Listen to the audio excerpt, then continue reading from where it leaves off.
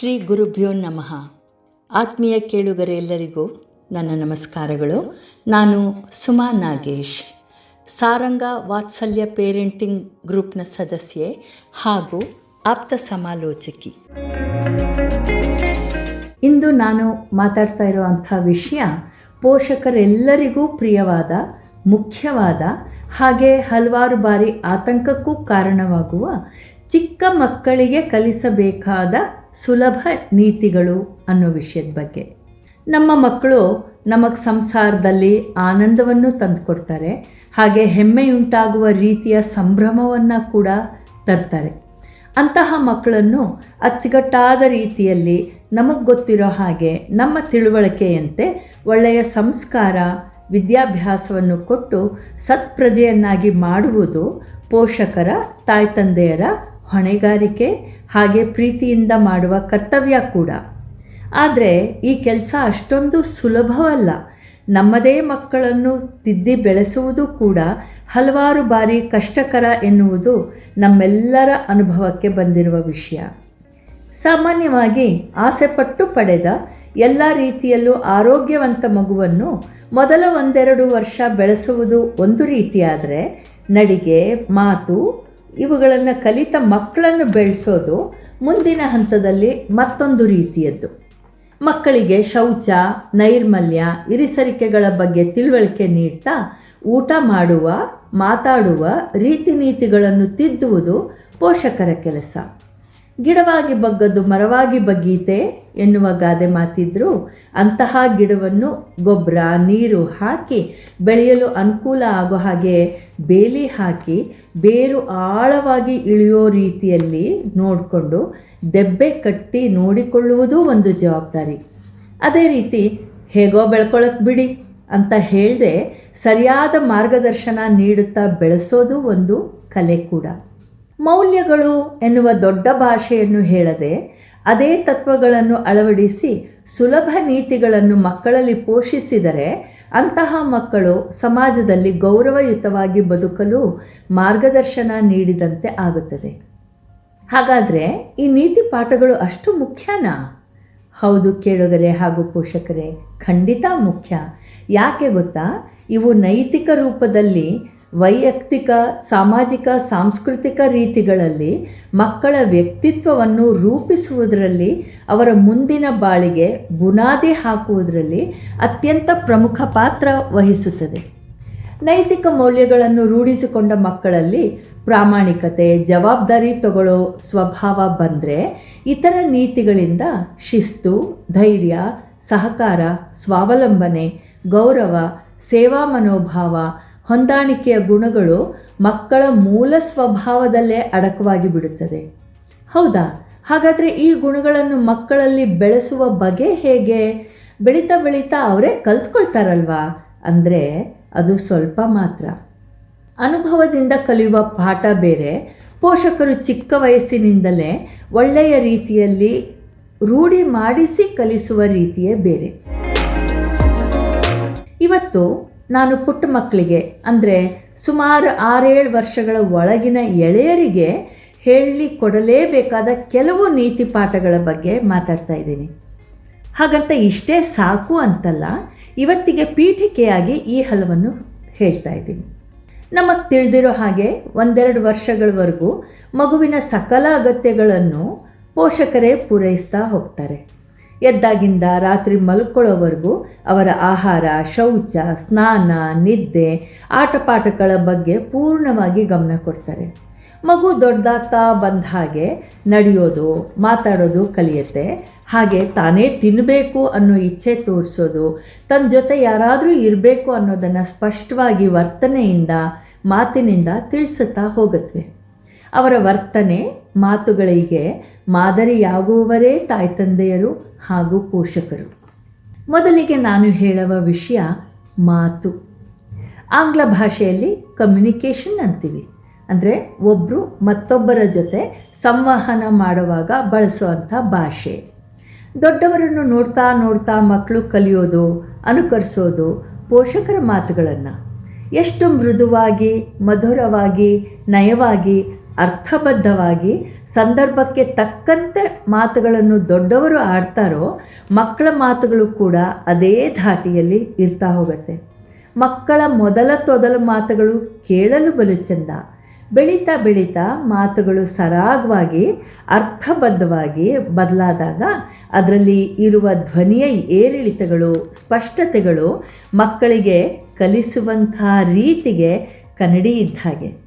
ದೊಡ್ಡವರನ್ನು ಗೌರವದಿಂದ ಸಂಬೋಧಿಸುವ ರೀತಿ, ತನಗೇನಾದ್ರು ಬೇಕಿದ್ದರೆ ಅದನ್ನು ಕೇಳುವ ರೀತಿ, ಸಾಕು, ಬೇಕು, ಬೇಡ ಅನ್ನೋದನ್ನು ನೇರವಾಗಿ ಹೇಳುವ ಈ ರೀತಿಯನ್ನು ಕಲಿತ ಮಕ್ಕಳು ಜವಾಬ್ದಾರಿಯನ್ನು ತೆಗೆದುಕೊಳ್ಳುವುದನ್ನು ಕಲಿತಾರೆ.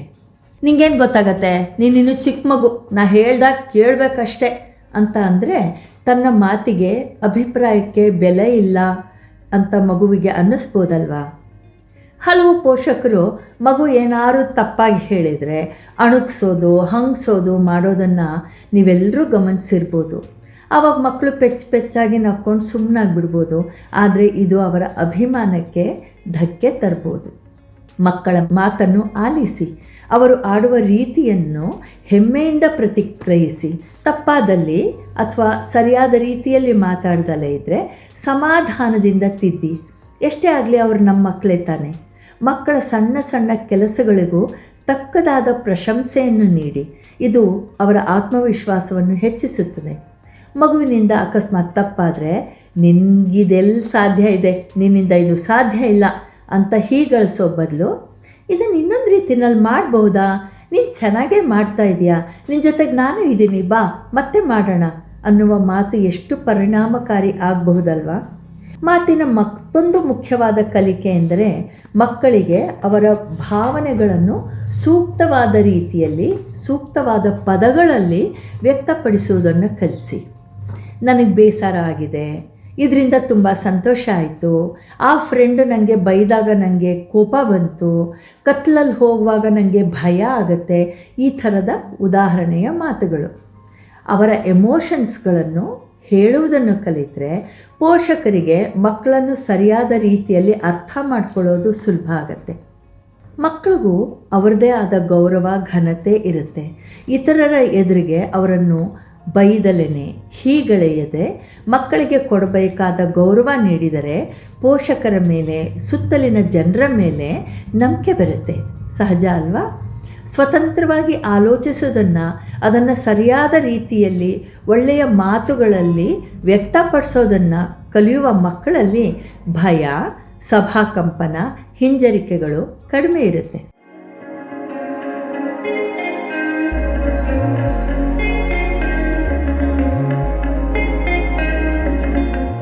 ನುಡಿದರೆ ಮುತ್ತಿನ ಹಾರದಂತಿರಬೇಕು ಎಂಬ ವಚನ ಇದೆ. ಮಾತು ಬಲ್ಲವನಿಗೆ ಜಗಳವಿಲ್ಲ ಎನ್ನುವ ಗಾದೆ ಮಾತು, ಇವೆಲ್ಲವೂ ಅನುಭವದಿಂದ ಬಂದ ನುಡಿಗಳೇ ತಾನೆ. ಮಾತಿನ ನಂತರ ಮಕ್ಕಳಿಗೆ ಕಲಿಸಬೇಕಾದ ಸುಲಭ ನೀತಿ ಅವರ ಊಟ ತಿಂಡಿಯ ಬಗ್ಗೆ. ಆರೋಗ್ಯದ ಮೇಲೆ ನೇರವಾದ ಪರಿಣಾಮ ಬೀರೋದು ಅವರು ತಿನ್ನುವ ಆಹಾರ. ಚಿಕ್ಕಂದಿನಲ್ಲೇ ಎಲ್ಲ ತರಕಾರಿಗಳನ್ನು ತಿನ್ನುವ ಅಭ್ಯಾಸ ಮಾಡಿಸಿದ್ರೆ ಒಳ್ಳೆಯದು. ಆದರೆ ಮಕ್ಕಳೇ ಆದರೂ ಕೆಲವು ಬಾರಿ ಅವರದ್ದೇ ಆದ ಆದ್ಯತೆಗಳನ್ನು ಬೆಳೆಸ್ಕೊಳ್ಳೋದನ್ನು ಕೂಡ ನಾವೆಲ್ಲ ಗಮನಿಸಿದ್ದೀವಿ ಅಲ್ವಾ? ಬಲವಂತವಾಗಿ ತಿನ್ನಕ್ಕೆ ಹೇಳಿದ್ರೆ ವಾಂತಿ ಮಾಡಿಕೊಂಡ್ರೂ ಆಶ್ಚರ್ಯ ಇಲ್ಲ. ತಾಯಿ ತಂದೆಯರು, ಪೋಷಕರು ತಮ್ಮ ಜೊತೆಯಲ್ಲೇ ಕೂರಿಸ್ಕೊಂಡು ಒಟ್ಟಿಗೆ ಎಲ್ಲರೂ ಊಟ ತಿಂಡಿ ಮಾಡುವ ಅಭ್ಯಾಸ ಒಳ್ಳೆಯದು. ಮಕ್ಕಳಿಗೆ ಎಷ್ಟು ಕೊಡಬೇಕು, ಏನೇನು ಅಗತ್ಯ ಇದೆ ಎಂದು ತಿಳಿದಿರುವ ಪೋಷಕರು ತಿಂದಿದ್ರೆ ಬೈಯೋದು, ನೋಡು ತಿಂದರೆ ಅದು ಕೊಡ್ತೀನಿ ಇದು ಕೊಡ್ತೀನಿ ಅಂತ ಆಮಿಷಗಳನ್ನು ಒಡ್ಡೋದು ಸದಾ ಮಾಡಿದರೆ ಪರಿಣಾಮ ಚೆನ್ನಾಗಿರಲ್ಲ. ಮಕ್ಕಳಿಗೆ ಅವ್ರಿಗೆ ಎಷ್ಟು ಬೇಕು ಅನ್ನೋದನ್ನು ತಿಳಿಸೋದನ್ನು ಕಲಿಸ್ಕೊಡಿ. ಸಾಕು, ಬೇಕು, ಚೆನ್ನಾಗಿದೆ, ಇನ್ನೊಂದು ಸ್ವಲ್ಪ ಬೇಕು ಎನ್ನುವ ಅಭಿಪ್ರಾಯಗಳನ್ನು ತಿಳಿಸುವ ಕಲಿಕೆ ಅಗತ್ಯ. ಊಟಕ್ಕೆ ಮುಂಚೆ ಕೈ ತೊಳ್ಕೊಳ್ಳೋದು, ಚೆಲ್ಕೊಳ್ದೆ ತಿನ್ನೋದು, ಎಷ್ಟು ಬೇಕೋ ಅಷ್ಟನ್ನು ಮಾತ್ರ ಹಾಕಿಸ್ಕೊಳ್ಳುವುದು, ಇಂಥದನ್ನು ಕಲಿತ ಮಗುವಿಗೆ ತನಗೆಷ್ಟು ಬೇಕು ಎನ್ನುವ ಸ್ಪಷ್ಟತೆ ಇರುತ್ತದೆ. ಹಠ ಮಾಡಿ ಜಾಸ್ತಿ ಬೇಕು ಅಂತ ಹಾಕಿಸ್ಕೊಂಡು ಆಮೇಲೆ ನಂಗೆ ಬೇಡ ಸಾಕಾಯಿತು ಅನ್ನೋ ಅಭ್ಯಾಸ ಮಾಡಿಸೋದು ಬೇಡ. ಅನ್ನದ ಬೆಲೆ, ಆಹಾರ ತಯಾರಿಸುವವರ ಅಭಿಮಾನ ಮಗುವಿಗೆ ಗೊತ್ತಾಗಬೇಕು. ಇಲ್ಲಿ ಬೆಲೆ ಅಂದರೆ ದುಡ್ಡು ಅಂತ ಹೇಳ್ತಾ ಇಲ್ಲ ನಾನು. ಅನ್ನ ನಮಗೆ ದೊರೆಯಬೇಕಾದ್ರೆ, ಅನ್ನ ಅಂದರೆ ಆಹಾರ, ಅದರ ಹಿಂದೆ ಇರುವ ಹಲವಾರು ಜನರ ಪರಿಶ್ರಮ ತಿಳಿಬೇಕು. ನಮಗೆ ಸಿಕ್ಕಿರುವ ಆಹಾರಕ್ಕಾಗಿ ಕೃತಜ್ಞತಾ ಭಾವ ಮಕ್ಕಳ ಬಾಲ್ಯದಲ್ಲೇ ಬೆಳೆಸಬೇಕು. ಹಾಗಾದಾಗ ಮಾತ್ರ ನಾವೆಷ್ಟು ಅದೃಷ್ಟವಂತರು ಅಂತ ನಮಗೆ ಗೊತ್ತಾಗೋದಷ್ಟೇ ಅಲ್ಲದೆ ಆಹಾರಕ್ಕಾಗಿ ಬೇಡುವವರನ್ನು ಕಂಡರೆ ಅನುಕಂಪ ಕೂಡ ಬರುತ್ತೆ. ರುಚಿ ಶುಚಿಯಾದದ್ದು ಆರೋಗ್ಯಕ್ಕೆ ಎಷ್ಟು ಸಹಾಯಕ ಅನ್ನೋದನ್ನು ತಿಳಿಸಿ ಕಲಿಸಿ. ಶರೀರ ಮಾಧ್ಯಮ ಖಲು ಧರ್ಮ ಸಾಧನಂ. ಎಲ್ಲ ಸಾಧನೆಗಳಿಗೂ ಶರೀರವೇ ಮಾಧ್ಯಮ. ಇದು ಮಕ್ಕಳಿಗೆ ತಿಳಿಸಿದರೆ ಜವಾಬ್ದಾರಿ ಬಂದೇ ಬರುತ್ತೆ. ಮನೆಯಲ್ಲೇ ಮಾಡಿದ ಆಹಾರವನ್ನು ಕೊಡಿ. ಇಂದಿನ ದಿನಗಳಲ್ಲಿ ಸಾಧಾರಣವಾಗಿ ಅಭ್ಯಾಸವಾಗುತ್ತಿರುವ ಝೊಮ್ಯಾಟೊ, ಸ್ವಿಗ್ಗಿಯಿಂದ ತರಿಸಿ ತಿನ್ನುವ ರೀತಿಗಳು ಮಕ್ಕಳಿಗೆ ಖಂಡಿತ ಸರಿಯಾದ ಮಾರ್ಗದರ್ಶನ ನೀಡಿದಂತಾಗುವುದಿಲ್ಲ. ಮನೆಯಲ್ಲಿ ಮಾಡುವವರ ಮೇಲೆ ಅಭಿಮಾನ ಬರೋದು ಹೇಗೆ ಅಲ್ವಾ?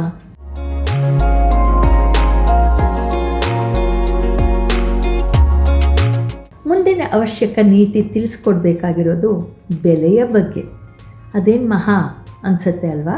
ಮಕ್ಕಳಿಗೆ ಆಟ ಸಾಮಾನು ಕೊಡಿಸ್ತೀವಿ, ಹೋಟೆಲಿಗೆ ಕರ್ಕೊಂಡು ಹೋಗಿ ತಿನ್ನಿಸ್ತೀವಿ, ಸ್ಕೂಲಿಗೆ ಕಳಿಸ್ತೀವಿ, ಪುಸ್ತಕಗಳನ್ನು ಕೊಡಿಸ್ತೀವಿ. ಇದೆಲ್ಲ ದುಡ್ಡಿಲ್ಲದೆ ಆಗುತ್ತಾ? ಖಂಡಿತ ಇಲ್ಲ. ಆದರೆ ಅದಕ್ಕೆ ತಂದೆ ತಾಯಿ ಪೋಷಕರು ಕೊಡುವ ಬೆಲೆ ಮಕ್ಕಳಿಗೆ ತಿಳಿಬೇಕು. ದುಡ್ಡಿನ ಬೆಲೆ ಮಾತ್ರ ಅಲ್ಲ, ಆ ದುಡ್ಡನ್ನು ಸಂಪಾದಿಸಲು ಮನೆಯವರು ಪಡುವ ಶ್ರಮದ ಬೆಲೆ ಮಕ್ಕಳಿಗೆ ಗೊತ್ತಾಗಬೇಕು. ಕೆಲವೊಮ್ಮೆ ನಮ್ಮ ಮಾತುಗಳಲ್ಲೇ ದುಡ್ಡಿದ್ರೆ ಮಾತ್ರ ಎಲ್ಲ ಸಾಧ್ಯ ಎಂದು ಮಕ್ಕಳಿಗೆ ಹೇಳ್ಕೊಡ್ತಾ ಇದ್ದರೆ, ಆ ದುಡ್ಡನ್ನು ಪಡೆಯುವ ಬಗ್ಗೆಯೇ ಮಕ್ಕಳು ಓದಿಸಿದರೆ ಅದು ಒಳ್ಳೆಯ ಮಾರ್ಗದರ್ಶನ ಅಲ್ಲ. ದುಡ್ಡು, ಅದನ್ನು ಸಂಪಾದಿಸುವ ಮಾರ್ಗ ಕೂಡ ಹೇಗಿರಬೇಕು ಅನ್ನೋದು ಮಕ್ಕಳಿಗೆ ಅರ್ಥ ಆಗಬೇಕು. ಎಷ್ಟೊಂದು ದುಡ್ಡು ಕೊಟ್ಟು ತಂದಿದ್ದೀನಿ ನಿಮಗೋಸ್ಕರ ಅಂತನೋ, ನಾವೆಷ್ಟು ದುಡಿಯೋದು ಯಾಕೆ ಹೇಳಿ, ಸಂಪಾದಿಸೋದು ನಿಮಗೋಸ್ಕರನೇ ತಾನೇ ಅಂತಾನೆ ಹೇಳಿ ನಿನಗೆಲ್ಲ ಅರ್ಥ ಆಗುತ್ತೆ ದುಡ್ಡಿನ ಬೆಲೆ ಅಂತ ಬೈದರೆ ಮಕ್ಕಳಿಗೆ ನಿಜಕ್ಕೂ ದುಡ್ಡಿನ ಬೆಲೆ ಅರ್ಥವಾಗಲಾರ್ದು. ತುಂಬ ಚಿಕ್ಕ ಮಕ್ಕಳಿಗೆ ದುಡ್ಡು ಅನ್ನೋದು ಒಂದು ಪೇಪರ್ ತುಂಡು ಅಷ್ಟೇ. ಸ್ವಲ್ಪ ದೊಡ್ಡ ಮಕ್ಕಳಿಗೆ ದುಡ್ಡು ಸೌಲಭ್ಯಗಳನ್ನು ಪಡೆಯಲು ಸಾಧನ ಅಂತ ಗೊತ್ತಾಗತ್ತೆ. ವಸ್ತುಗಳ ಬೆಲೆ ಅವುಗಳ ಉಪಯೋಗದ ಮೂಲಕವೂ ಇದೆ ಅನ್ನೋದು ತಿಳಿಯಬೇಕು. ಹಾಗಾದರೆ ಅವುಗಳನ್ನು ಜೋಪಾನವಾಗಿ ಇಟ್ಕೊಳ್ಳೋದು ಕೂಡ ಮಕ್ಕಳಿಗೆ ಅಭ್ಯಾಸ ಆಗುತ್ತೆ. ಇಂಗ್ಲೀಷ್ನಲ್ಲಿ ಇರುವ ಮಾತು everything has A place and everything is in its place. ಎಷ್ಟು ಚೆನ್ನಾಗಿದೆ ಅಲ್ವಾ? ಇದನ್ನು ಮಕ್ಕಳಿಗೆ ಅರ್ಥ ಮಾಡಿಸಿ ಅಭ್ಯಾಸ ಮಾಡಿಕೊಳ್ಳುವಂಥ ಮಕ್ಕಳಿಗೆ ವಸ್ತುವಿನ ನಿಜವಾದ ಬೆಲೆ, ಅದನ್ನು ಜೋಪಾನವಾಗಿ ಇಟ್ಕೊಳ್ಳುವಂಥ ಕಲೆ, ತನ್ನ ವಸ್ತುವಿನ ಮೇಲೆ ಅಭಿಮಾನ ಬೆಳೆಯೋದು ಕೂಡ ಸಾಧ್ಯ ಆಗುತ್ತೆ. ಇದು ಅವರ ಇಡೀ ಜೀವನಕ್ಕೆ ಒಂದು ಮೌಲ್ಯವನ್ನು ತಂದು ಕೊಡುವುದರಲ್ಲಿ ಸಂದೇಹವೇ ಇಲ್ಲ. ನಾನೀಗ ಮುಂದೆ ಹೇಳುವ ವಿಷಯ ಎಲ್ರಿಗೂ ಪರಿಚಿತವಾಗಿರೋದೆ. ನಿಮಗೆ ತಿಳಿದಿರುವಷ್ಟು ಶ್ಲೋಕ, ವಚನಗಳು, ಕಗ್ಗಗಳು, ಸುಭಾಷಿತಗಳನ್ನು ನಿಮ್ಮ ಮಕ್ಕಳಿಗೆ ಕಲಿಸಿ. ಅರ್ಥ ಆಗದೇ ಇದ್ದರೂ ಪರವಾಗಿಲ್ಲ. ಮೊದಲಿಗೆ ಉಚ್ಚಾರಣೆ ಸುಧಾರಣೆ ಆಗುತ್ತೆ, ನಂತರ ನೀವು ಅರ್ಥ ವಿವರಿಸಿ. ಈ ವಿಷಯದಲ್ಲಿ ನಮಗಿರುವ ಸಂಪತ್ತು ಅತ್ಯಮೂಲ್ಯವಾದದ್ದು. ಬೆಳಗಾಗೆದ್ದು ಕೈಗಳನ್ನು ನೋಡುತ್ತಾ ಹೇಳುವ ಕರಾಗ್ರೇ ವಸತೆ ಲಕ್ಷ್ಮಿ ಶ್ಲೋಕದಲ್ಲಿ ಲಕ್ಷ್ಮಿ, ಸರಸ್ವತಿ, ಗೌರಿ ದೇವಿಯರನ್ನು ನಾವು ನಮಸ್ಕಾರ ಮಾಡಿಸ್ತೀವಿ. ಸ್ನಾನ ಮಾಡುವಾಗ ಗಂಗೆ ಯಮುನೆ ಚೈವ ಹೇಳ್ತಾ ನಮ್ಮ ದೇಶದ ನದಿಗಳಿಗೆ ನಮಿಸ್ತೀವಿ. ತಂದೆ, ತಾಯಿ, ಶಿಕ್ಷಕರು, ಅತಿಥಿಗಳನ್ನು ದೇವರಂತೆ ಕಾಣುವ ಮಾತೃದೇವೋ ಭವ, ಪಿತೃದೇವೋ ಭವ, ಆಚಾರ್ಯ ದೇವೋ ಭವ, ಅತಿಥಿ ದೇವೋ ಭವ ಶ್ಲೋಕವನ್ನು ಕಳಿಸಿ. ಮತ್ತು ಊಟಕ್ಕೆ ಮುಂಚೆ ಅನ್ನಪೂರ್ಣೆ ಸದಾಪೂರ್ಣೆ ಶ್ಲೋಕವನ್ನು ಹೇಳೋದನ್ನು ರೂಢಿ ಮಾಡಿಸಿ. ಯಾವ ಮಕ್ಕಳು ಚಿಕ್ಕಂದಿನಿಂದಲೇ ತಾಯಿ ತಂದೆಯರಲ್ಲಿ ದೇವರನ್ನು ಕಾಣುವ ಅಭ್ಯಾಸ ಮಾಡ್ಕೋತಾರೋ ಅಂಥವರಿಗೆ ಜೀವನದಲ್ಲಿ ಆಧಾರವಾಗಿ ಬೆನ್ನೆಲುಬಾಗಿ ನಿಲ್ಲುವವರು ತಂದೆ ತಾಯಿಯರೇ ಅನ್ನುವ ಶ್ರದ್ಧೆ ತಾನಾಗಿ ಮೂಡಿಬರುತ್ತೆ. ಪರೋಪಕಾರಾಯ ಫಲಂತಿ ವೃಕ್ಷಃ, ಪರೋಪಕಾರಾಯ ವಹಂತಿ ನದ್ಯಃ, ಪರೋಪಕಾರಾಯ ದುಹಂತಿ ಗಾವಃ, ಪರೋಪಕಾರಾರ್ಥಂ ಇದಂ ಶರೀರಂ. ನಾವೆಲ್ಲ ಕೇಳಿದ್ದೀವಿ ಅಲ್ವಾ? ಎಲ್ಲ ನನಗೇ ಬೇಕು, ನನಗೇ ಇರಲಿ ಎನ್ನೋ ಸ್ವಾರ್ಥ ಬೆಳೆಯುವ ವಯಸ್ಸಿನಲ್ಲೇ ಪರೋಪಕಾರದ ಮಹತ್ವವನ್ನು ಮಕ್ಕಳಲ್ಲಿ ಹುಟ್ಟಾಕಬೇಕು. ಜೀವನಕ್ಕೂ ಒಂದು ಅರ್ಥ ಇದೆ, ಸಹಬಾಳ್ವೆಯಲ್ಲೂ ಸುಖವಿದೆ ಎನ್ನುವ ಉದಾತ್ತ ತತ್ವ ಮಕ್ಕಳಲ್ಲಿ ಮೂಡೋದು. ಹಾಗೆ ನಮ್ಮ ಭಾರತ ಮಾತೆಗೆ ನಮಿಸುವ ರತ್ನಾಕರ ಧೌತಪದಾಂ, ಹಿಮಾಲಯ ಕಿರೀಟಿನೀಂ, ಬ್ರಹ್ಮರಾಜಶ್ರೀ ರತ್ನಾಢ್ಯಾಂ, ವಂದೇ ಭಾರತ ಮಾತರಂ ಕಲಿಸಿ. ನಮ್ಮ ಮಾತೃಭಾಷೆ, ನಮ್ಮ ದೇಶದ ಬಗ್ಗೆ ಅವರಿಗೆ ಅಭಿಮಾನ ಮೂಡಿಸಿ. ಮಕ್ಕಳು ದೊಡ್ಡವರಾಗ್ತಾ ಪ್ರಶ್ನೆಗಳನ್ನು ತುಂಬ ಮಾಡ್ತಾರೆ. ಇದ್ಯಾಕೆ ಹೇಳಬೇಕು, ಇದನ್ನು ಯಾಕೆ ಕಲ್ತ್ಕೋಬೇಕು ಅಂತ. ಈ ರೀತಿ ಪ್ರಶ್ನೆಗಳನ್ನು ಮಾಡುವ ವಯಸ್ಸಿಗೆ ಬರುವ ಮುಂಚೆಯೇ ಕಲಿಸ್ಬಿಟ್ರೆ ಮುಗ್ಧ ಮನಸ್ಸಿನ ಎಳವೆಯಲ್ಲಿಯೇ ನೀತಿಗಳನ್ನು ಬಿತ್ತುವ ಕೆಲಸ ಮಾಡಿದರೆ ಅದು ಸ್ವಲ್ಪ ಸುಲಭ ಕೂಡ ಆಗತ್ತೆ. ನಾನು ಈಗ ಹೇಳಿದಂಥ ಶ್ಲೋಕಗಳು, ಸುಭಾಷಿತಗಳು ಎಲ್ರಿಗೂ ಗೊತ್ತಿಲ್ಲದಲೇ ಇರಬಹುದು. ನಿಮಗೆ ಒಪ್ಪಿತವಾದರೆ ನೀವು ಕಲ್ತ್ಕೊಳ್ಳಿ, ನಿಮ್ಮ ಮಕ್ಕಳಿಗೂ ಕಲಿಸಿ. ಇವೇ ಅಲ್ವಾ ಬಾಳಿಗೆ ಬುದ್ಧಿಯಾಗೋ ಅಂಥದ್ದು.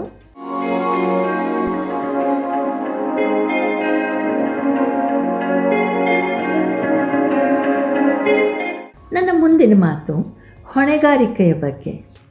ಮಕ್ಕಳಿಗೆ ಹಂಚಿಕೊಂಡು ಬಾಳುವ, ಬೆಳೆಯುವ ಬಗ್ಗೆ ತಿಳಿಸಿಕೊಡೋದು ಅಷ್ಟೇ ಅಲ್ಲ, ತನಗೆ ಬೇಕಾದದ್ದನ್ನು ಪಡೆಯಲು ಕಾಯಬೇಕಾಗ್ಬೋದು ಅನ್ನೋದು ಕೂಡ ತುಂಬ ಮುಖ್ಯ. ಇನ್ಸ್ಟೆಂಟ್ ಗ್ರ್ಯಾಟಿಫಿಕೇಷನ್ ಅಂದರೆ ತಕ್ಷಣದ ತೃಪ್ತಿ ಇಂದಿನ ಮಕ್ಕಳ ಸ್ವಭಾವದಲ್ಲಿ ಕಾಣ್ತಾ ಇದೆ. ಕೇಳಿದ ತಕ್ಷಣವೇ ಸಿಕ್ಬಿಡ್ಬೇಕು, ಕಾಯುವ ತಾಳ್ಮೆ ಇಲ್ಲ. ಸಿಗದಿದ್ದರೆ ಮನೆಯಲ್ಲಾದರೂ ಸರಿ, ಹೊರಗಡೆ ಆದರೂ ಸರಿ, ತಾಳ್ಮೆಗೆಟ್ಟು ಕೋಪೋದ್ರೇಕವನ್ನು ತೋರಿಸಿ ಮುಜುಗರವನ್ನು ಉಂಟು ಮಾಡೋದು ಸರ್ವೇ ಸಾಮಾನ್ಯವಾಗಿ ನಾವು ನೋಡ್ತಾ ಇದ್ವಿ. ಈ ಅಭ್ಯಾಸವನ್ನು ಎಳೆಯ ವಯಸ್ಸಿನಲ್ಲೇ ತಿಳಿಸೋದು, ತಿದ್ದೋದು ಬಹಳ ಅಗತ್ಯ ಆಗಿದೆ. ಶೇರಿಂಗ್ ಈಸ್ ಕೇರಿಂಗ್ ಅನ್ನೋದನ್ನು ಕಲಿಸಿ. ನಮಗೆಲ್ಲ ಅನುಭವ ವೇದ್ಯ ಆಗಿರುವಂತೆ ಎಲ್ಲವೂ ಎಲ್ಲರಿಗೂ ಸದಾಕಾಲ ಸಿಗಲ್ಲ, ಕಾಯಬೇಕಾಗತ್ತೆ, ಅದಕ್ಕಾಗಿ ಶ್ರಮಿಸಬೇಕಾಗತ್ತೆ ಅನ್ನೋದು ಮಕ್ಕಳಿಗೆ ಕೂಡ ತಿಳಿಲಿ. ತಾಳಿದವನು ಬಾಳಿಯಾನು ಅನ್ನೋದು ಖಂಡಿತ ನಿಜ. ಹಠ ಮಾಡ್ತಾರೆ, ಎಲ್ಲರ ಮುಂದೆ ಮರ್ಯಾದೆ ತೆಗಿತಾರೆ ಅಂತ ಏನೋ ಕಾರಣಗಳನ್ನು ಮುಂದಿಟ್ಕೊಂಡು ಮಕ್ಕಳನ್ನು ಓಲೈಸ್ತಾ ಹೋದರೆ ಹಠದಿಂದ ಏನಾನು ಬೇಕಾದರೂ ಪಡಿಬೋದು ಅನ್ನೋ ನಂಬಿಕೆ ಮಕ್ಕಳಿಗೆ ಬರ್ಬೋದು. ಚಿಕ್ಕ ವಯಸ್ಸಲ್ಲೇನೋ ಅವರ ಬೇಡಿಕೆ ಸಣ್ಣ ಸಣ್ಣ ವಸ್ತುಗಳ ಬಗ್ಗೆ ಇರುತ್ತೆ, ಅದನ್ನು ನಾವು ಕೊಡಿಸ್ತಾ ಹೋಗ್ತೀವಿ ಅಥವಾ ಕೊಡಿಸ್ತಾ ಹೋಗಬಹುದು, ನಮಗೆ ಸಾಧ್ಯ ಆಗ್ಬೋದು. ಆದರೆ ದೊಡ್ಡವರಾಗ್ತಾ ಹೋದಂತೆ ಅವರ ಬೇಡಿಕೆಗಳು ಸಾಮಾನ್ಯವಾಗಿದ್ದೇ ಆಗಿರಲ್ಲ. ಶೋಕಿಯ ಬಟ್ಟೆಗಳು, ಗಾಡಿಗಳು, ದೊಡ್ಡ ದೊಡ್ಡ ಹೋಟ್ಲ್ಗಳಲ್ಲಿ ತಿನ್ನಬೇಕು ಅನ್ನೋದು, ಬರ್ತ್ಡೇ ಪಾರ್ಟಿಗಳನ್ನು ದೊಡ್ಡ ದೊಡ್ಡ ಹೋಟ್ಲಲ್ಲಿ ತುಂಬ ಫ್ರೆಂಡ್ಸ್ನ ಕರೆದು ಮಾಡಬೇಕು ಅನ್ನೋವಂಥದ್ದು, ಮೊಬೈಲ್ಗಳ ಬೇಡಿಕೆ, ಪ್ರವಾಸಗಳ ಬೇಡಿಕೆ, ಇವನ್ನೆಲ್ಲ ತೀರ್ಸೋಕ್ಕೆ ಸಾಧ್ಯನಾ ಎಲ್ರಿಗೂ? ತಾವು ದುಡಿಯುವಂತಾಗುವವರೆಗೂ ಕಾಯಬೇಕು ಅನ್ನೋ ಗುರಿ ಅವ್ರಿಗಿರಬೇಕು. ಎಳೆಯರು ಇದನ್ನು ಅರ್ಥ ಮಾಡಿಕೊಳ್ಳಲು ಚಿಕ್ಕವರಾದರೂ ಅಂಥ ಒಂದು ಮೌಲ್ಯವನ್ನು ತಂದೆ ತಾಯಿಯರು ಬಿತ್ತಬೇಕಲ್ವಾ? ಕುಂಬಾರ ಮಣ್ಣನ್ನು ಸರಿಯಾದ ರೀತಿಯಲ್ಲಿ, ಸರಿಯಾದ ಮಣ್ಣನ್ನು ತನಗೆ ಬೇಕಾದ ಹದಕ್ಕೆ ತಂದು ಅದರಲ್ಲಿರುವ ಕಸರುಗಳನ್ನೆಲ್ಲ ತೆಗೆದುಹಾಕಿ ಮಾಡಲು ಆಯೋಜಿಸಿರುವ ಮಡಿಕೆಯನ್ನು ಮಾಡಲು ತಯಾರಿ ಮಾಡಿಕೊಳ್ತಾನೆ. ನಾವೆಲ್ಲ ನೋಡಿದ್ದೀವಿ, ಆ ಮಣ್ಣನ್ನು ಮಡಿಕೆ ಆಕಾರಕ್ಕೆ ತರಲು ಆತ ಎರಡೂ ಕೈಗಳನ್ನು ಉಪಯೋಗಿಸ್ತಾನೆ.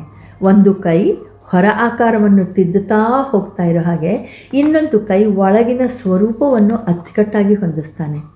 ಅದರಂತೆ ಆಕಾರದೊಂದಿಗೆ ಗುಣವನ್ನೂ ಹೊಂದಿಸಿ ಮಗುವಿನಲ್ಲಿ ಒಂದು ಸುಂದರ ವ್ಯಕ್ತಿತ್ವ ರೂಪಿಸೋದು ತಾಯಿ ತಂದೆ ಹಾಗೂ ಪೋಷಕರ ಕೆಲಸ. ಈ ಕೆಲಸವನ್ನು ಮಾಡುವ ನಮ್ಮ ದೈನಂದಿನ ಚಟುವಟಿಕೆಗಳಲ್ಲಿ ಹಲವು ಕಾರ್ಯಗಳಿಗೆ ಪ್ರಾಮುಖ್ಯತೆ ನೀಡೋದು ಖಂಡಿತ ಅಗತ್ಯ ಇದೆ. 6-7 ವರ್ಷಗಳ ಒಳಗಿನ ಮಕ್ಕಳಲ್ಲಿ ಬಾಲ್ಯದ ಮುಗ್ಧತೆ ಇರುತ್ತೆ. ಅವರ ಮನಸ್ಸು ಹಸಿ ಮಣ್ಣಿನ ಮುದ್ದೆಯಂತೆ, ಯಾವುದನ್ನು ಹೇಳಿಕೊಟ್ರೂ ಮನಕ್ಕೆ ಸುಲಭವಾಗಿ ಮುಟ್ಟುತ್ತೆ. ಅತಿಯಾಗಿ ಪ್ರಶ್ನಿಸದೆ ನೀವು ಹೇಳಿದ್ದನ್ನು ಕೇಳುವ ವಯಸ್ಸು ಅದು. ಹಾಗೆ ಮನೆಯಲ್ಲಿ ಅಪ್ಪ ಅಮ್ಮಂದರೆ ಅವರಿಗೆ ತುಂಬ ಮುಖ್ಯವಾದ ಜೊತೆಗಾರರಾಗಿರ್ತಾರೆ. ಹಾಗಾಗಿ ಅಪ್ಪ ಅಮ್ಮ ಹೇಳಿದ್ದನ್ನು ಕೇಳ್ಕೊಳ್ಳೋದು, ಅದನ್ನು ಅಳವಡಿಸ್ಕೊಳ್ಳೋದು ಮಕ್ಕಳಿಗೆ ಮುಖ್ಯ ಅಂತ ತಿಳಿದಿರುತ್ತೆ. ಅವ್ರಿಗೆ ಕಥೆಗಳ ಮೂಲಕ ನೀತಿ ಪಾಠಗಳನ್ನು ತಿಳಿಸಿ.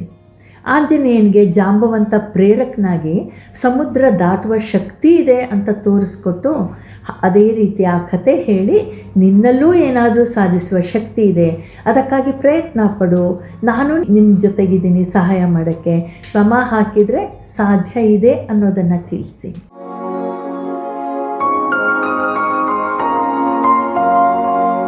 ಶ್ರವಣಕುಮಾರನ ಕತೆ ಎಲ್ರಿಗೂ ತಿಳಿದಿದೆ. ಮಕ್ಕಳಿಗೂ ಆ ಕಥೆಯ ಮೂಲಕ ಅವನಿಗೆ ತನ್ನ ತಾಯಿ ತಂದೆಯರ ಮೇಲಿದ್ದ ಪ್ರೀತಿ ಭಕ್ತಿಯನ್ನು ತಿಳಿಸಿ. ಪುಣ್ಯಕೋಟಿ ಹಸುವಿನ ಕಥೆಯನ್ನು ಕೇಳಿ ಕಣ್ಣಲ್ಲಿ ನೀರು ತುಂಬಿಕೊಳ್ಳದಲೇ ಇರುವಂಥ ಮಕ್ಕಳು ಯಾರಿದ್ದಾರೆ ಹೇಳಿ? ಮಾತು ತಪ್ಪದ ಪುಣ್ಯಕೋಟಿ ಹಸುವಿಗೆ ಕಾಡಿನ ಹುಲಿಯೇ ಮೆಚ್ಚಿ ತನ್ನ ಪ್ರಾಣವನ್ನೇ ಅರ್ಪಿಸಿದ ಕತೆ ಹೇಳಿ. ಸತ್ಯಕ್ಕೆ ಎಂದಿಗೂ ಜಯವಿದೆ. ಸುಳ್ಳು ಹೇಳಿ ತಾತ್ಕಾಲಿಕವಾದ ಪರಿಹಾರ ಕಂಡುಕೊಳ್ಳೋದು ಸರಿಯಲ್ಲ ಅನ್ನೋದನ್ನು ಮಕ್ಕಳಿಗೆ ಅವರ ವಯಸ್ಸಿಗೆ ತಕ್ಕಂತೆ ತಿಳಿಸಿ ಹೇಳಿ. ಮಹಾತ್ಮ ಗಾಂಧಿಯವರ ಬಾಲ್ಯ ಜೀವನದಲ್ಲಿ ನಡೆದ ಘಟನೆಯನ್ನು ನಾವೆಲ್ಲರೂ ಪಾಠಗಳಲ್ಲಿ ಓದಿದ್ದೀವಿ. ಶಾಲೆಯಲ್ಲಿ ಕೆಟಲ್ ಪದವನ್ನು ನಕಲು ಮಾಡೋದು ತಪ್ಪು, ಶಿಕ್ಷೆ ಆದರೂ ಪರವಾಗಿಲ್ಲ ಅನ್ನೋದು ಎಷ್ಟು ಒಳ್ಳೆಯ ನೀತಿಯಾಗಿತ್ತು ಗಾಂಧೀಜಿಯವರಿಗೆ. ಅದರ ಜೊತೆಗೆ ತನ್ನ ತಪ್ಪನ್ನು ಒಪ್ಕೊಳ್ಳೋದು, ಅದರ ಜವಾಬ್ದಾರಿಯನ್ನು ತಾನೇ ಹೊತ್ತು ತಿದ್ದುಕೊಳ್ಳೋ ಅಂಥ ಸ್ವಭಾವ ಬೆಳೆಸ್ಕೊಳ್ಳಲು ಎಷ್ಟು ಸಾತ್ವಿಕತೆ ಬೇಕಲ್ವ. ನಮ್ಮ ಮಕ್ಕಳಿಗೂ ಹೇಳ್ಕೊಡೋಣ. ಶಿಕ್ಷೆಯ ಭಯದಲ್ಲಿ ಅದನ್ನು ಆ ತಕ್ಷಣದಲ್ಲಿ ನಿವಾರಿಸಿಕೊಳ್ಳೋ ಸಲುವಾಗಿ ಸುಳ್ಳು ಹೇಳುವುದಕ್ಕೆ ಅವಕಾಶ ಕೊಡೋದು ಬೇಡ. Punish the act and not the person.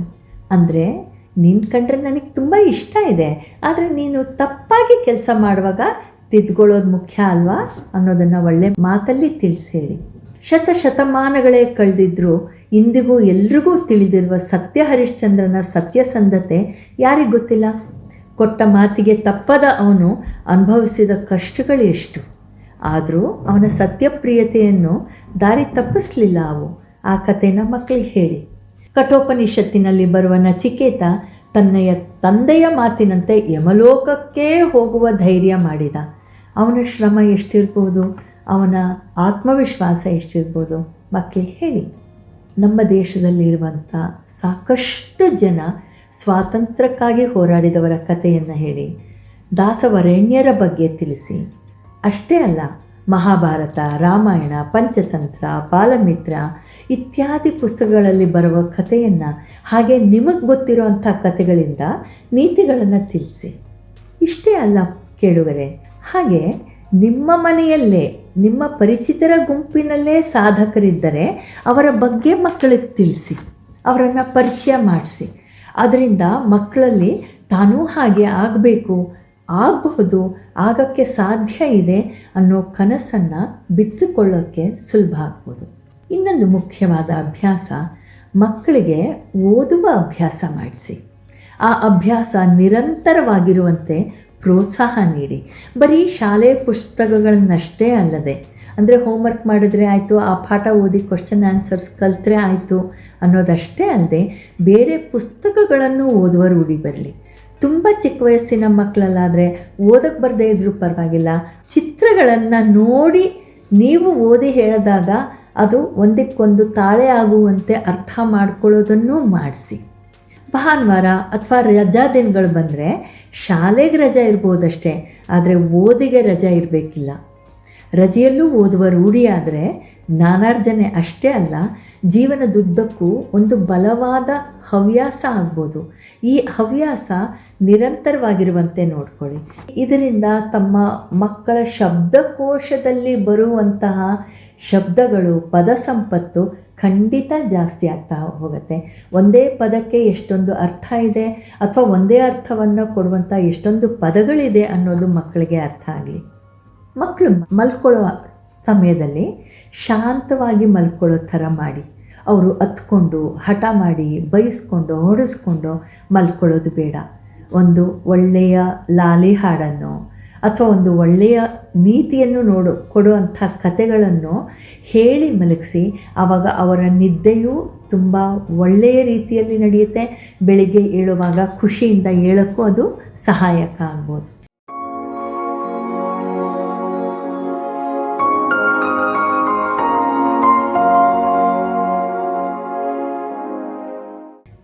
ಇಂಥ ಹಲವಾರು ನೀತಿ ಪಾಠಗಳನ್ನು ಮಕ್ಕಳಿಗೆ ಕಲಿಸ್ಬೇಕಂತ ಹೇಳೋದ್ರ ಜೊತೆ ಅದನ್ನು ನಡೆಸಬೇಕಾದ್ರೆ ತಾಯಿ ತಂದೆಯರಿಗೆ, ಪೋಷಕರಿಗೆ ಆಗಬಹುದಾದ ಒಂದೆರಡು ಮುಜುಗರ, ಸಮಸ್ಯೆ, ಕಷ್ಟಗಳನ್ನು ನಾನಿಲ್ಲಿ ಹೇಳಲೇಬೇಕು. ಮಕ್ಕಳನ್ನು ನೋಡ್ಕೊಳ್ಳೋದು, ಅವ್ರು ಬೆಳೆಯೋದನ್ನು ನೋಡೋದು ಎಷ್ಟು ಆನಂದದಾಯಕವೋ, ಸರಿಯಾದ ಮಾರ್ಗದರ್ಶನ ನೀಡುತ್ತಾ ಧರ್ಮ ನೀತಿಯ ಮಾರ್ಗದಲ್ಲಿ ನಡೆಯುವುದನ್ನು ತಿಳಿಸಿಕೊಡುವುದು ಅಷ್ಟೇ ಶ್ರಮದಾಯಕ. ಹಲವಾರು ಬಾರಿ ಪೋಷಕರಿಗೆ ಸಮಯ ಇಲ್ಲದಲೇ ಇರ್ಬೋದು, ಅವ್ರಿಗೆ ಗೊತ್ತಿಲ್ಲದಲೇ ಇರುವಂಥ ಸಾಧ್ಯ ಇರುತ್ತೆ. ಹಾಗೆ ಗೊತ್ತಿದ್ರೂ ಹೇಳ್ಕೊಡೋಕ್ಕೆ ಇರಬೇಕಾದಂಥ ತಾಳ್ಮೆ, ಸಹನೆಗಳನ್ನು ಅವರವರ ದೈನಂದಿನ ಕೆಲಸ ಕಾರ್ಯಗಳ ನಡುವೆ ಬೆಳೆಸ್ಕೊಳ್ಳೋದು ಒಂದು ರೀತಿಯ ಸವಾಲೇ ಸರಿ. ಆದರೆ ಅದು ಅತ್ಯವಶ್ಯಕ, ಅದು ತಮ್ಮದೇ ಆದ ಕರ್ತವ್ಯ ಕೂಡ ಅನ್ನೋದು ತಿಳಿದಿದ್ದರೆ ಸಾಧ್ಯತೆ ತಾನಾಗೇ ಆಗುತ್ತೆ. ಪೋಷಕರು ಕಲಿಯುತ್ತಲೇ ತಾವೇ ಮಕ್ಕಳನ್ನು ಕಲಿಸುತ್ತಲೇ ಹೋಗ್ತಾ ಇರೋದು ಅಂದರೆ ಒಂದು ವಿಶೇಷ ವಿಚಾರ ಅಂದ್ರೇ ಮಕ್ಕಳ ಪೋಷಣೆ. ಸ್ಥಿರವಾದ ಮಧುರ ಸಂಬಂಧಗಳಿಗೆ ಪ್ರೀತಿಯನ್ನು ವ್ಯಕ್ತಪಡಿಸೋದೇ ಒಂದು ಭದ್ರವಾದ ತಳಹದಿಯನ್ನು ಹಾಕೋಕ್ಕಾಗತ್ತೆ. ಮತ್ತು ಇನ್ನೊಂದು ತುಂಬ ಮುಖ್ಯವಾದ ವಿಷಯ ಅಂದರೆ ಮಕ್ಕಳು ಕೇಳಿ ಕಲಿಯುವುದಕ್ಕಿಂತ ನೋಡಿ ಕಲಿಯೋದು ಹೆಚ್ಚು. ಹಾಗಾಗಿ ಅವ್ರು ಹೇಗಿರಬೇಕು, ಏನಾಗಬೇಕು, ಅವ್ರು ಹೇಗೆ ಬದುಕಬೇಕಂತ ಪೋಷಕರಾಗಿ ನಾವು ಆಶಿಸ್ತೀವೋ ಅದೇ ರೀತಿ ನಾವು ಬದುಕಿ ಮಕ್ಕಳಿಗೆ ಮಾದರಿ ಆಗಬೇಕು. ಯಾಕೆಂದರೆ ಅವರು ನೋಡಿ ಕಲಿತಾರೆ. ಇದನ್ನು ಬರೀ ಮಕ್ಕಳಿಗೆ ಹೇಳೋದಷ್ಟೇ ಅಲ್ಲ, ಅದನ್ನು ದೊಡ್ಡವರು ಅವರ ಜೀವನದಲ್ಲಿ ಅಳವಡಿಸ್ಕೊಳ್ತಾ ಹೋದರೆ ಪ್ರತಿಯೊಂದು ಪಾಠದ ರೂಪದಲ್ಲೇ ಆಗಬೇಕಾಗಿಲ್ಲ, ಮಾದರಿ ವ್ಯಕ್ತಿತ್ವದಿಂದನೇ ನೋಡಿ ಅವರು ಮಕ್ಕಳ ಜೀವನಕ್ಕೆ ಒಂದು ಬುತ್ತಿಯನ್ನು ಕಟ್ಕೊಳ್ತಾ ಹಾಗೆ ಆಗತ್ತೆ. ಹಾಗೆ ಜೀವನದಲ್ಲಿ ನಡೆಯುವಂಥ ಚಿಕ್ಕ ಚಿಕ್ಕ ಸಂದರ್ಭಗಳನ್ನು ಮಕ್ಕಳ ಜೊತೆಗೂಡಿ ಆನಂದಿಸಿ ಮಕ್ಕಳನ್ನು ಬೆಳೆಸ್ತಾ ಮಕ್ಕಳ ಜೊತೆಗೆ ಪೋಷಕರು ತಾಯಿ ತಂದೆಯರೂ ಬೆಳೀತಾ ಹೋಗಬೇಕು. ಆವಾಗ ಎಲ್ಲರ ಬದುಕು ಅನುಭವಗಳಿಂದ ಸಮೃದ್ಧವಾಗತ್ತೆ. ಮಕ್ಕಳನ್ನು ಬೆಳೆಸೋದು, ಅವರನ್ನು ಪೋಷಿಸೋದು ಒಂದು ರೀತಿಯ ಕರ್ತವ್ಯ ಅಂತ ಒಂದು ಕಡೆ ಆದರೆ, ನಾವು ಅವರ ಜೊತೆ ಬೆಳೀತಾ ಹೋಗ್ತೀವಿ ಅನ್ನೋದು ಅದು ನಿಜವಾದ ಸತ್ಯ ಕೂಡ. ಇಲ್ಲಿಗೆ ನನ್ನ ಮಾತುಗಳನ್ನು ಮುಗಿಸ್ತಾ ಇದ್ದೀನಿ. ನಿಮ್ಮೆಲ್ಲರಿಗೂ ನನ್ನ ಹಾರ್ದಿಕ ಶುಭಾಶಯಗಳು. ಅಗತ್ಯ ಬಿದ್ದರೆ ನನಗೂ ಫೋನ್ ಮಾಡ್ಬೋದು. ನನ್ನ ಫೋನ್ ನಂಬರ್ 9449054353 94490543543. ನಮಸ್ಕಾರಗಳು.